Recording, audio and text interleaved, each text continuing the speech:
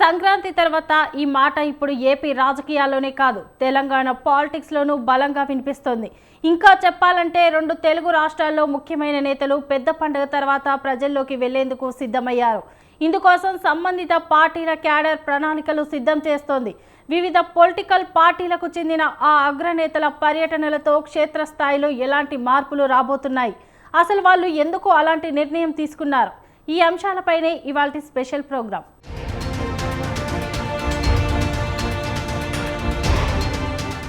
కొత్త సంవత్సరం వేళ సరికొత్త నిర్ణయం తీసుకున్నారు AP deputy CM Pawan Kalyan.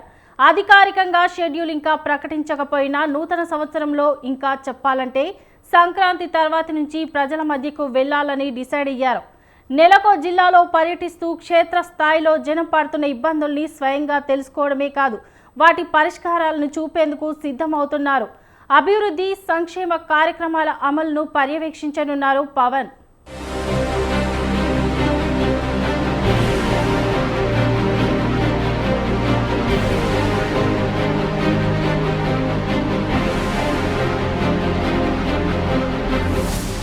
ప్రజల మధ్యకు ఆంధ్రప్రదేశ్ ఉప ముఖ్యమంత్రి. అవును, కొత్త ఏడాది వేళ సరికొత్త నిర్ణయం తీసుకున్నారు AP deputy CM Pawan Kalyan. నూతన సంవత్సరం 2025 నుంచి నెలకో జిల్లా చొప్పున పర్యటించి ప్రజల బాగోగులు, కష్ట నష్టాలు స్వయంగా పరిశీలించనున్నారు. అయితే ఇంకా అధికారికంగా పవన్ పర్యటనలకు ఖరారు కాకపోయినా తన కార్యాలయ శాఖ అధికారులకు మాత్రం ఇప్పటికే మౌఖికంగా ఆదేశాలిచ్చారు పవన్ కళ్యాణ్.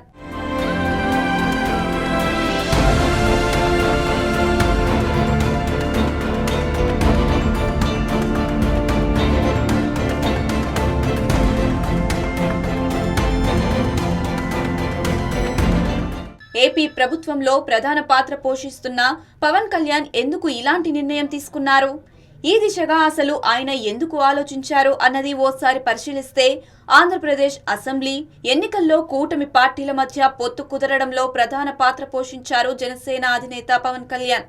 నాటి వైసీపీ పాలనకు వ్యతిరేకంగా తన గళాన్ని బలంగా వినిపించడమే కాకుండా కూటమి ప్రభుత్వం అధికారంలోకి రావాల్సిన ఆవశ్యకతను ప్రతి సభలోనూ సమావేశాలలోనూ గుర్తు చేశారు. ప్రజలు ఆశీర్వదించి కూటమి సర్కార్ను అధికారంలోకి తీసుకువస్తే సమస్యలు పరిష్కారమయ్యేలా చూసే బాధ్యత తనదంటూ గతంలో హామీ ఇచ్చారు పవన్. అందుకు తగ్గట్టుగానే రాష్ట్రంలో టీడీపీ నేతృత్వంలోని కూటమి సర్కార్ అధికారంలోకి వచ్చింది. అప్పట్లో మాట ఇచ్చినట్లుగానే ప్రజల కష్టాలు నష్టాలు స్వయంగా పరిశీలించేందుకే డిప్యూటీ సీఎంగా ఉన్న పవన్ ఈ నిర్ణయం తీసుకున్నారని టాక్ వినిపిస్తుంది.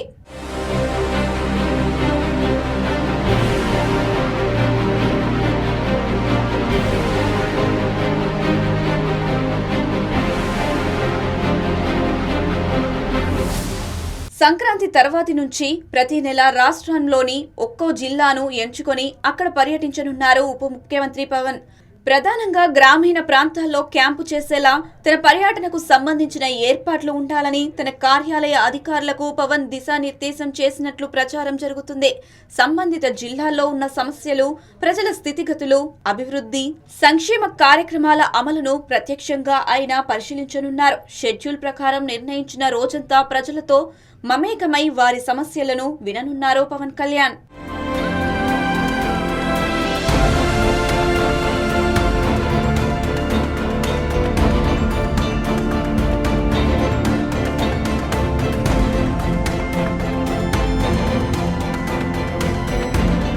జనసేన అధినేత పవన్ కళ్యాణ్ ఆంధ్రప్రదేశ్లోని కూటమి ప్రభుత్వంలో ఉప ముఖ్యమంత్రిగా ఉన్నారు. పంచాయతీరాజ్, గ్రామీణాభివృద్ధి, గ్రామీణ నీటి సరఫరా, పర్యావరణం, అటవీ శాఖతో పాటు సైన్స్ అండ్ టెక్నాలజీ శాఖలకు మంత్రిగా బాధ్యతలు నిర్వర్తిస్తున్నారు. కూటమి సర్కార్లో డిప్యూటీ సీఎంగా బాధ్యతలు తీసుకున్నప్పటి నుంచి వివిధ అంశాలపై ఇప్పటికప్పుడు స్పందిస్తూ దూకుడు వ్యవహరిస్తున్నారు పవన్. ఇటీవలే జరిగిన కొన్ని సంఘటనలు సైతం ఇందుకు నిదర్శనంగా నిలుస్తున్నాయి.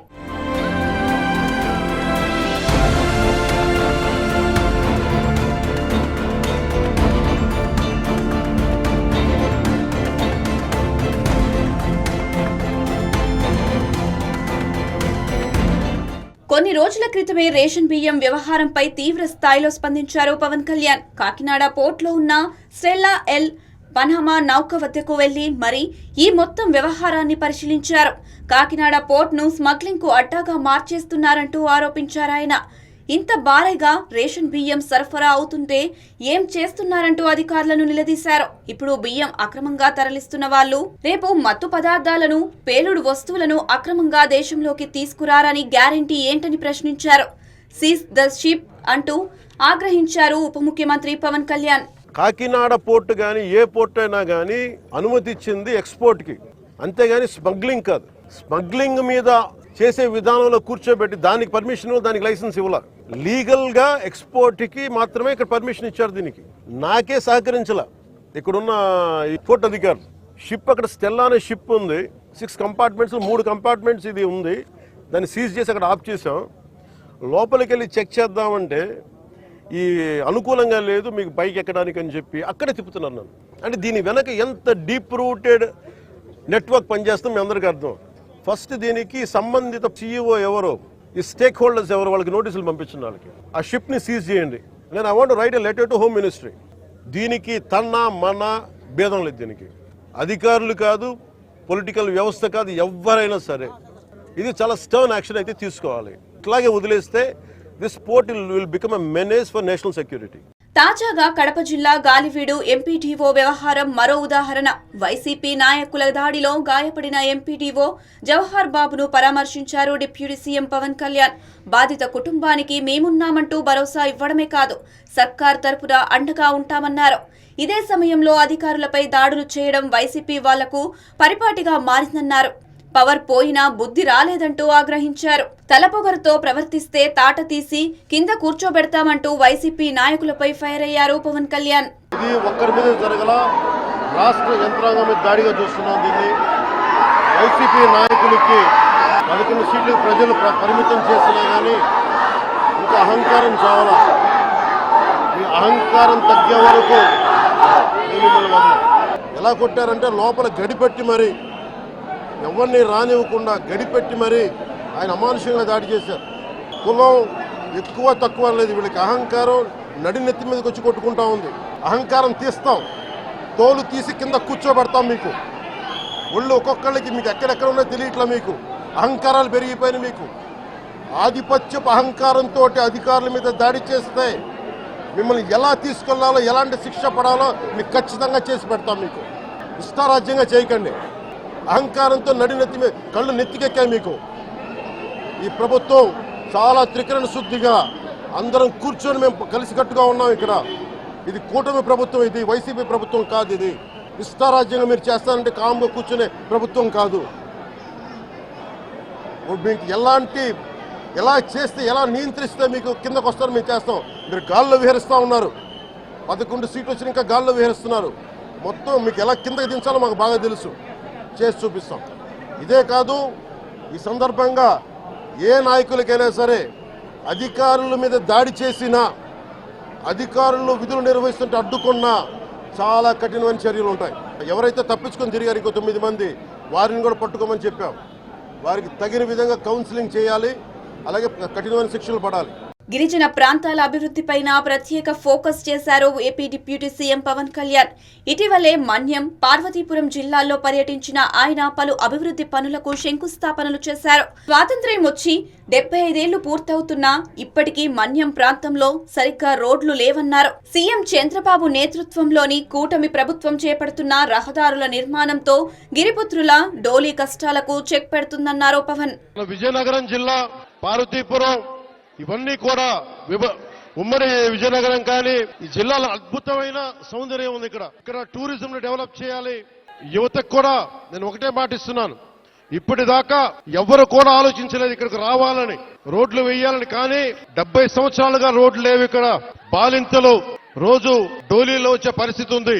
గత ప్రభుత్వం ఆధ్వర్యంలో ఆ నిధులు వస్తే ఆ నిధులు ఈ రోజు దాకా దానికి లెక్క పక్క లేకుండా చేశారు. ఈ రోడ్లు వేయడానికి 9.5 కోట్ల రూపాయలు ఖర్చు. మీ దగ్గరికి ఓట్లు అడిగిన వ్యక్తులు నేను అన్యాయం అయిపోయిన చెప్పిన బిడ్డ మీరు చూడండి, 5 సంవత్సరాల పాలనలో మీకు రోడ్లు వేయలేకపోయారు. కానీ మేము వచ్చి డబ్బులు లేకపోయినా మన వెనకబడ్డ జిల్లాల కోసం 700 కోట్ల రూపాయలు నిధులు ఇస్తే వాటిని ఖర్చు పెట్టలేదు, దారి మళ్లించేశారు. ఋషికొండ ప్యాలెస్ కి 500 కోట్ల రూపాయలు ఖర్చు పెట్టారు, కానీ ఇక్కడ 9 కోట్లతోటి రోడ్లు వేయలేకపోయారు. మొత్తంగా సంక్రాంతి తర్వాత నేరుగా డిప్యూటీ సీఎం పవన్ రంగంలోకి దిగుతుండడంతో తమ కష్టాలు చాలా వరకు తీరుతాయని భావిస్తున్నారు ఏపీ ప్రజలు. ఓటమి ఇది ఇచ్చే షాక్ మామూలుగా ఉండదు. అందులోనూ పాలిటిక్స్ అంటే ఇక చెప్పేదేముంది.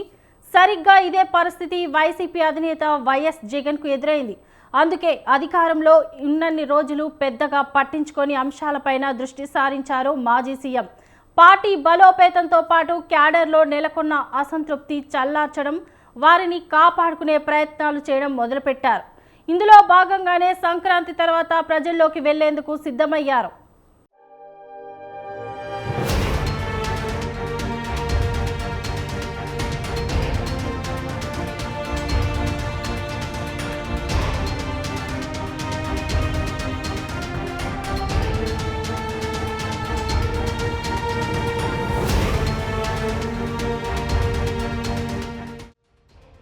వైనాట్ 175 అంటూ ఆంధ్రప్రదేశ్ అసెంబ్లీ ఎన్నికల్లో బరిలో దిగిన నాటి అధికార వైసీపీకి ప్రజలు ఊహించని షాక్ ఇచ్చారు.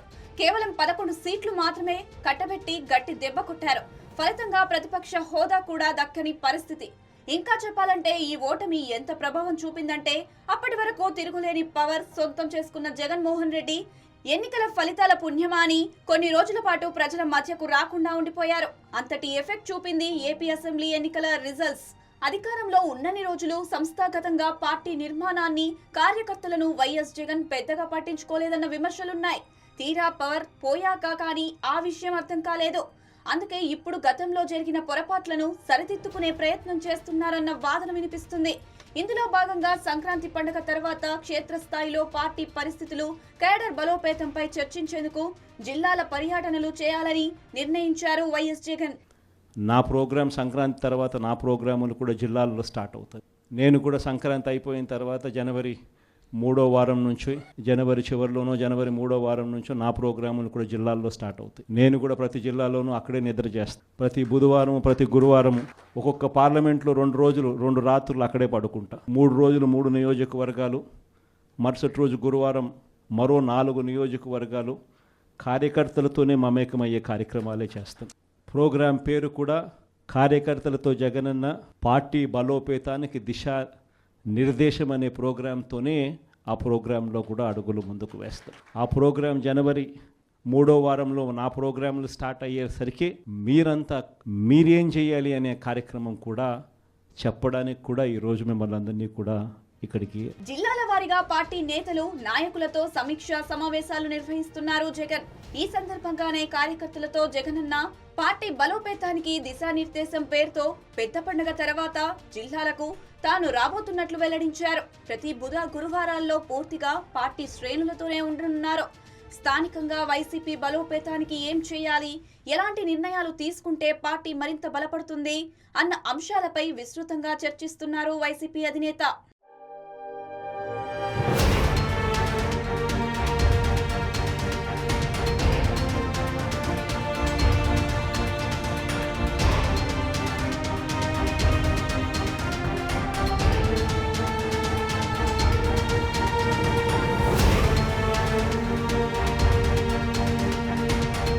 పార్లమెంటు స్థానాల వారీగా పార్టీ బలోపేతంపై ఫోకస్ చేయనున్నారు జగన్. ప్రతిరోజు ఒక పార్లమెంట్ పరిధిలోని 3 నుంచి 4 అసెంబ్లీ నియోజకవర్గాల్లో పర్యటిస్తూ పార్టీ శ్రేణుల అభిప్రాయాలను నేరుగా తెలుసుకోనున్నారు. గత ఎన్నికల్లో ఎక్కడ ఎలాంటి పొరపాట్లు జరిగాయి, ప్రజలకు వైసీపీ ఎందుకు దూరమైంది, అందుకు కారణాలేంటి, ఇంకా ఏం చేయాల్సి ఉంటుందన్న దానిపై వైసీపీ గ్రామ స్థాయి, బూత్ స్థాయి కార్యకర్తలతో నేరుగా మాట్లాడనున్నారు జగన్.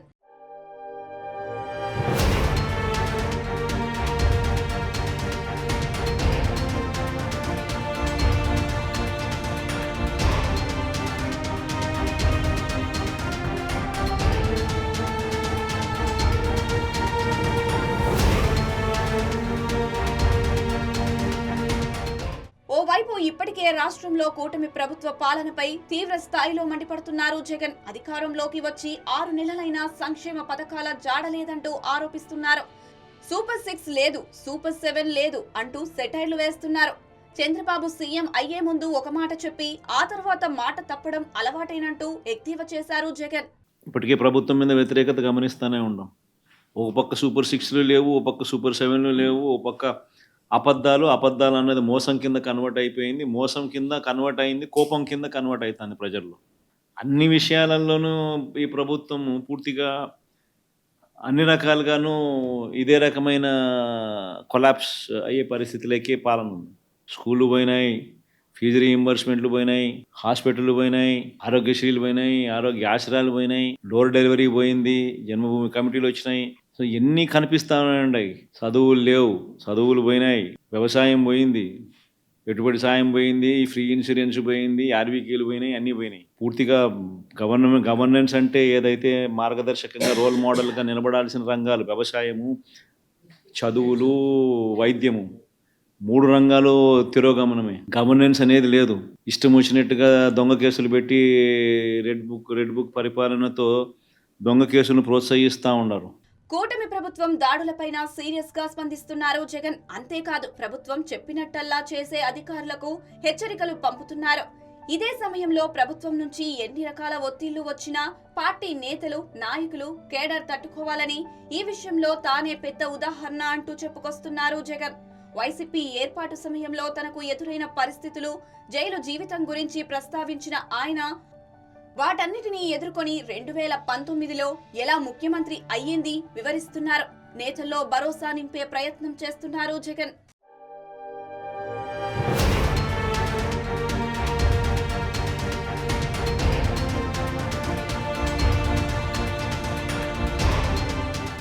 ఇప్పటికే ఏపీలోని కూటమి ప్రభుత్వానికి హనీమూన్ పీరియడ్ ముగిసిందని శ్రేణులకు పిలుపునిచ్చారు జగన్. ఇక నుంచి ప్రజల కోసం రంగంలోకి దిగాల్సిన సమయం వచ్చిందన్నారాయన. ఈ క్రమంలోనే నిరసన ప్రదర్శనలకు పిలుపునిచ్చారు. దీంతో విద్యుత్ ఛార్జీల పెంపుపై రాష్ట్ర వ్యాప్తంగా నిరసనలకు దిగాయి ఆ పార్టీ శ్రేణులు. ఎక్కడెక్కడ అధికారులకు వినతి పత్రాలు అందించడమే కాకుండా తక్షణమే పెంచిన విద్యుత్ ఛార్జీలను తగ్గించాలని డిమాండ్ చేశాయి. రాష్ట్ర వ్యాప్తంగా ఉన్న అన్ని కలెక్టర్ల అన్ని జిల్లాల్లోనూ రైతుల తరపున వైఎస్ఆర్సీపీ రైతులకు సంబంధించిన ప్రధానమైన అంశాలు, ధాన్యం సేకరణలో రైతన్నలకు జరుగుతూ ఉన్న అన్యాయాన్ని ప్రశ్నిస్తూ, ధాన్యం సేకరణలో కనీస పెట్టుబడి ధర ఖచ్చితంగా ప్రభుత్వం వైపు నుంచి వచ్చేట్టుగా ఒత్తిడి తీసుకొచ్చే దాంట్లో భాగంగా కనీస మద్దతు ధర రైతులకు ఖచ్చితంగా వచ్చేట్టుగా చేస్తూ, రైతుల తరపున రైతులందరితో కలిసి ర్యాలీగా వెళ్ళి కలెక్టర్లకు రిప్రజెంటేషన్ ఇచ్చే కార్యక్రమం కాంగ్రెస్ పార్టీ చేస్తుంది. మొత్తం మీద చూస్తే వైఎస్ జగన్ జిల్లాల పర్యటన చేయాలని భావించడం బాగానే ఉన్నా గతంలో ఇలా చేసి ఉంటే ఈ పరిస్థితి వచ్చేది కాదు కదా అని గ్రామ స్థాయిలో కేడర్ ఆవేదన వ్యక్తం చేస్తుంది. అదే సమయంలో కనీసం ఇప్పటికైనా ఆ నిర్ణయం తీసుకున్నందుకు సంతోషమని మరికొందరు వ్యాఖ్యానిస్తున్నారు. ఒక్క మాటలో చెప్పాలంటే నూతన సంవత్సరంలో వైసీపీ అధినేత చేయనున్న జిల్లాల పర్యటన ఆ పార్టీ నేతల్లో, కేడర్లో ఉత్సాహం పెంచుతుందన్న అభిప్రాయం వ్యక్తమవుతుంది.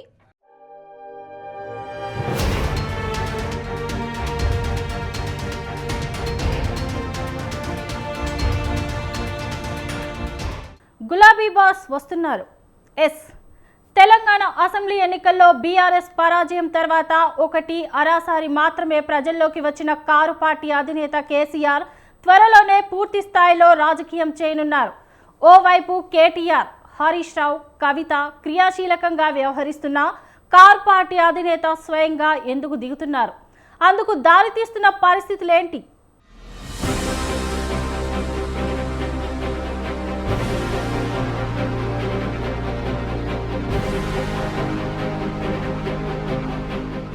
ఒకటి తలిస్తే మరొకటి జరిగిందన్నది సామెత. అచ్చంగా బీఆర్ఎస్ విషయంలో ఇదే నిరూపితమైందన్న మాట వినిపిస్తోంది.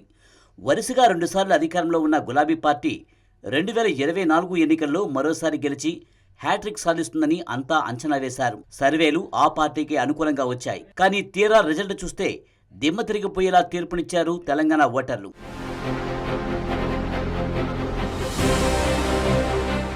అసెంబ్లీ ఎన్నికల్లో పార్టీకి ఓటమి ఎదురైనప్పటి నుంచి సైలెంట్గా ఉన్న బీఆర్ఎస్ అధినేత కేసీఆర్ ఆ తర్వాత స్వల్ప అస్వస్థతకు గురయ్యారు. ఆ తర్వాత కోలుకున్నా పెద్దగా ప్రజల్లోకి మాత్రం రాలేదు. నల్గొండ సభలో పాల్గొన్న ఆయన మళ్లీ ఇప్పటి వరకు పూర్తిగా ఫామ్ హౌస్కే పరిమితమయ్యారు. చివరకు బడ్జెట్ ప్రవేశపెట్టే సమయంలో సభకు వచ్చినా ఆ తర్వాత మళ్లీ ఇప్పటి వరకు శాసనసభ సమావేశాలకు సైతం హాజరు కాలేదు.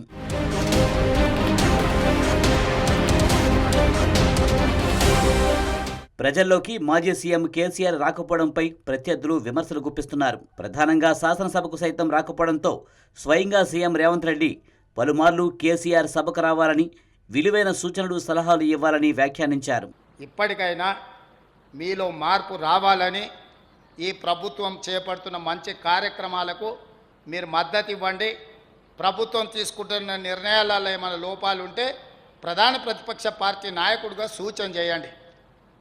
ఇవాళ బడి దొంగలు విన్నాం కానీ అసెంబ్లీకి రాని వాళ్ళను చూసినామా ఎప్పుడన్నా? అసెంబ్లీ వస్తుందంటే ప్రతిపక్షం పోటీ పడి వచ్చి నించొని ప్రభుత్వాన్ని నిలదీయాలి, అడగాలి, కడగాలి ప్రభుత్వాన్ని. ఆయన రానే రాడు, ఉల్టా అయిపోయింది. రామ్మని మేము అడుకోవాల్సిన పరిస్థితి వచ్చింది. ఓవైపు అసెంబ్లీ ఎన్నికల్లో ఓటమి, అనంతరం జరిగిన పార్లమెంటు ఎన్నికల్లో ఒక్కచోట గెలవకపోవడంతో బీఆర్ఎస్ పై ఒత్తిడి విపరీతంగా పెరిగిపోయిందన్న వాదన వినిపిస్తోంది. ఇదే సమయంలో పొలిటికల్ గా గులాబీ పార్టీకి ఎదురు దెబ్బలు తగలడం మొదలైంది. ప్రధానంగా ఎమ్మెల్యేల ఫిరాయింపులు కారు పార్టీ అధినేతకు తలనొప్పిగా మారాయన్న అభిప్రాయం వ్యక్తమవుతుంది.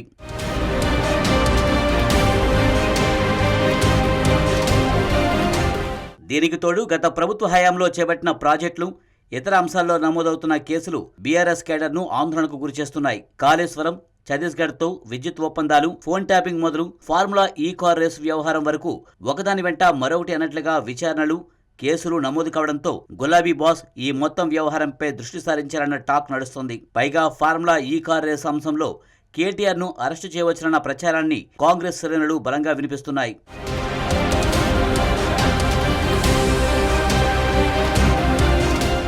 ఇవన్నీ ఒక ఎత్తే అయితే 10 ఏళ్ల పాటు ఎంతో కష్టపడి తెలంగాణను ఓ రూపుకు తీసుకువస్తే కాంగ్రెస్ ప్రభుత్వం దాన్ని చెరిపివేసే ప్రయత్నం చేస్తుందని ఆరోపిస్తున్నారు గులాబీ పార్టీ నేతలు. హైడ్రా పేరుతో ఇష్టారాజ్యంగా వ్యవహరించడం, మూసీ సుందరీకరణ పేరుతో పేదల ఇళ్లను కూల్చివేయడాన్ని ఇప్పటికే తీవ్రంగా ఆక్షేపిస్తున్నారు. దీనిపై అసెంబ్లీలోనూ బయట అధికార పక్షంపై విరుచుకుపడుతున్నారు. ఇది మూర్ఖులకు, ఇక్కడుండే సన్నాసులకు, కాంగ్రెస్ సన్నాసులకు తెలియకపోతే మేము చేయగలిగింది చదువుకోవాలి. మా లెక్క కాదు, సోషియో ఎకనామిక్ సర్వే లెక్క ఇది. చదువుకోండి, కాపీ లేదంటే నేను పంపిస్తా. 100 రూపాయలు ఖర్చు పెడితే 74 రూపాయలు డెవలప్మెంట్ మీద ఖర్చు పెడితే దాన్ని తప్పులు మాట్లాడితే ఏమనాలి మిమ్మల్ని నేను? తెలంగాణకు వచ్చిన ప్రతి రూపాయి ఆదాయంలో జీతాలకు, భత్యాలకు, పెన్షన్లకు, వడ్డీలకు పోయేది కేవలం 47 పైసలు. మిగతా 53 పైసలు బ్రహ్మాండంగా మీకు అభివృద్ధి కోసం అందుబాటులో ఉంది. ఇక రుణమాఫీ సంగతి మరొకటి. 2 లక్షల లోపు రుణాలు ఉన్న రైతులకు అందరికీ మాఫీ చేస్తామని ప్రకటించిన రేవంత్ సర్కార్ ఆ మాట తప్పిందని ఆరోపిస్తున్నారు కారు పార్టీ నేతలు. ఈ విషయంలో ప్రభుత్వం చెబుతున్నవన్నీ అసత్యాలేనని మండిపడుతున్నారు. అంతేకాదు, ఏ ఊరిలోనైనా పూర్తిగా రుణమాఫీ జరిగిందని నిరూపిస్తే రాజీనామాలకు సైతం రెడీ అంటూ సవాల్ విసురుతున్నారు బీఆర్ఎస్ ఎమ్మెల్యేలు. డిసెంబర్ 9 నాడు చేస్తాను, ఇవాళ మన డిసెంబర్ 7 దాటింది. నువ్వు ఇస్తున్న రుణమాఫీ డిసెంబర్ 9, 2023 నాటికే ఇస్తున్నావు. కొంతమందికి ఆగస్టులు ఇచ్చినావు, కొంతమందికి ఇంక ఇప్పుడు ఇస్తా అంటున్నావు.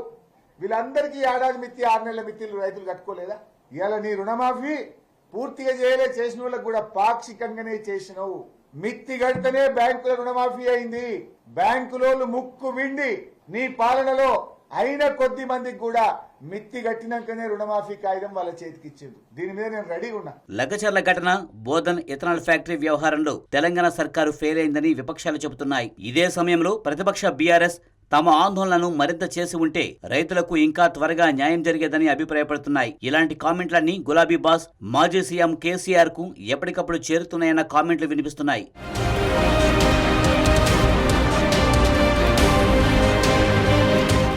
ఓవైపు కుమారుడు, కుమార్తె, మరోవైపు మేనరుడు అంతా పూర్తి స్థాయిలో రాజకీయాలు చేస్తున్న కేసీఆర్ కనిపించిన లోటును గులాబీ పార్టీ కేడర్ ఎక్కువగా ఫీల్ అవుతుందన్న అభిప్రాయం వ్యక్తమవుతుంది. దీంతో అన్ని గమనించి త్వరలోనే తాను ప్రజాక్షేత్రంలోకి రాబోతున్నట్లు పార్టీ నేతలకు స్పష్టం చేశారు కేసీఆర్. సంక్రాంతి తర్వాత ఓ మంచి సమయం చూసుకుని రాజకీయాల్లో మళ్లీ పూర్తి స్థాయిలో యాక్టివేట్ అవుతానని ఆయన చెప్పినట్లుగా నేతలు అంటున్నారు.